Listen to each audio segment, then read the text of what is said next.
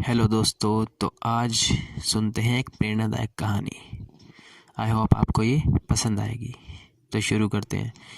एक बार एक राजा शिकार के उद्देश्य से अपने काफिले के साथ किसी जंगल से गुजर रहा था। दूर दूर तक शिकार नजर नहीं आ रहा था। वे धीरे धीरे घनघोर जंगल में प्रवेश करते गए। अभी कुछ ही दूर गए थे कि उन्हें कुछ डाकुओं के छिपने की जगह दिखाई दी। जैसे ही वे उसके पास पहुंचे कि पास के पेड़ पर तोता बैठा बोल पड़ा, पकड़ो पकड़ो, एक राजा आ रहा है। इसके पास बहुत सारा सामान है। लूटो लूटो, जल्दी आओ जल्दी आओ। तोते की आवाज सुनकर सभी डाकू राजा की ओर दौड़ पड़े। डाकुओं को अपनी ओर आते देखकर राजा और उसके सैनिक दौड़कर भाग खड़े हुए। भागते भागते कोसों दूर निकल गए। सामने एक बड़ा सा पेड़ दिखाई दिया। कुछ देर सुस्ताने के लिए उस पेड़ के नीचे चले गए। जैसे ही पेड़ के पास पहुंचे, उस पेड़ पर बैठा तोता बोल पड़ा, आओ राजन, हमारे साधु महात्मा की कुटी में आपका स्वागत है। अंदर आइए, पानी पीजिए और विश्राम कर लीजिए।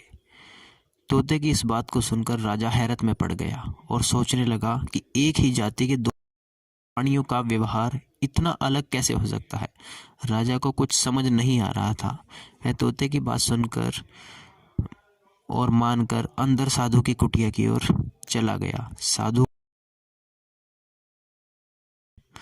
साधु महात्मा को प्रणाम कर उनके समीप बैठ गया और अपनी सारी कहानी सुनाई। और फिर धीरे से पूछा, ऋषिवर, इन दोनों तोतों व्यवहार में आखिर इतना अंतर क्यों है?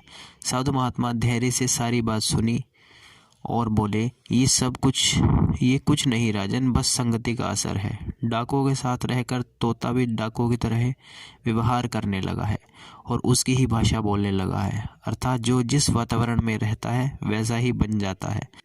कहने का तात्पर्य है कि मूर्ख भी विद्वानों के साथ रहकर विद्वान बन जाता है, और अगर विद्वान भी मूर्खों की संगत में रहता है तो उसके अंदर भी मूर्खता आ जाती है। इसलिए हमें संगति सोच समझकर करनी चाहिए।